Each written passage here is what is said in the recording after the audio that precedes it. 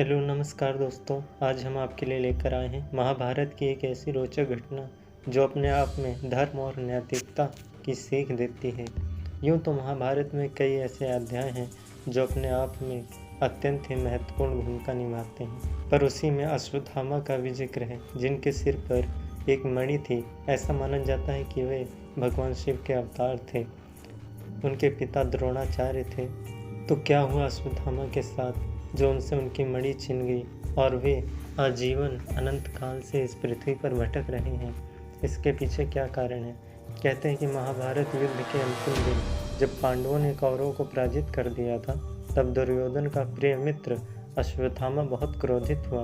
उसने बदला लेने के लिए पांडवों के शिविर में घुसकर रात्रि में द्रौपदी के 5 पुत्रों की हत्या कर दी। जब अर्जुन को इसका पता चला तो उन्होंने अश्वत्थामा का पीछा किया और उसे पकड़ लिया। अश्वत्थामा ने आत्मरक्षा के लिए ब्रह्मास्त्र चला दिया। अर्जुन ने भी अपनी आत्मरक्षा के लिए ब्रह्मास्त्र का प्रयोग किया, लेकिन इससे पूरे विश्व का विनाश हो सकता था। इसलिए महर्षि वेदव्यास के कहने पर अर्जुन ने अपना अस्त्र वापस ले लिया। वहीं पर अश्वत्थामा को इसका ज्ञान नहीं था, इस कारण वह अपने अस्त्र को वापस लेने में असक्षम था। जब व्यास मुनि ने अश्वत्थामा से ब्रह्मास्त्र वापस लेने को कहा और वह असमर्थ हुआ, तो उसने इसे अभिमन्यु की पत्नी उत्तरा के गर्भ में पल रहे शिशु पर छोड़ दिया ताकि पांडव वंश समाप्त हो जाए।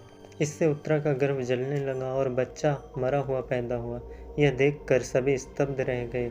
तब भगवान श्री कृष्ण ने अपने दिव्य चमत्कार से उस मृत शिशु को पुनः जीवित कर दिया।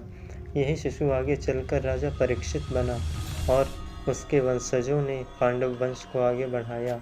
यह घटना दर्शाती है कि अधर्म और पाप का अंत निश्चित है, इसलिए हमें सदैव धर्म के मार्ग पर चलना चाहिए।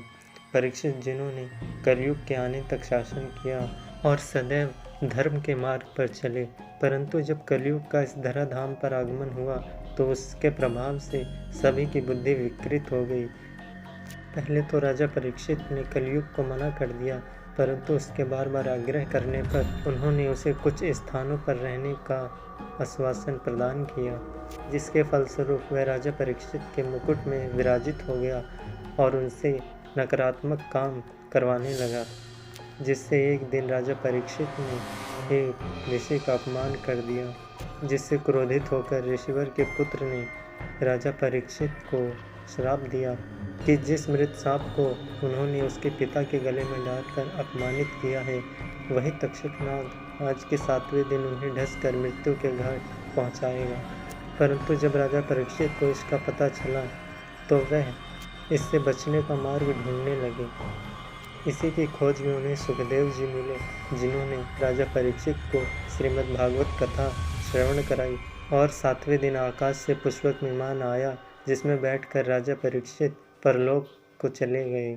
ऐसा कहा जाता है कि तक्षक नाग के डसने से पहले ही राजा परीक्षित अपने स्वर्गलोक के लिए प्रस्थान कर चुके थे। इसलिए हमें भी सदैव धर्म और नीति के मार्ग पर चलना चाहिए। अगर यह वीडियो आपको पसंद आई हो तो चैनल को सब्सक्राइब अवश्य करें। धन्यवाद।